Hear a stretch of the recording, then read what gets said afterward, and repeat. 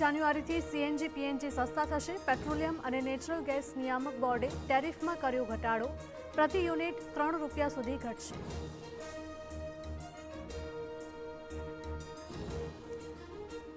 દિલ્હીમાં ભયાનક સ્તરે પ્રદૂષણ। આજથી પીયુસી વગરના વાહનોને નહીં મળે ઈંધણ, તો સરકારી અને ખાનગી ઓફિસમાં 50% વર્ક ફ્રોમ હોમ ફરજિયાત।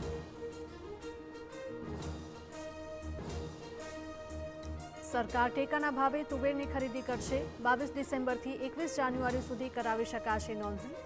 ₹8,000 પ્રતિ ક્વિન્ટલ ભાવ કર્યો જાહેર।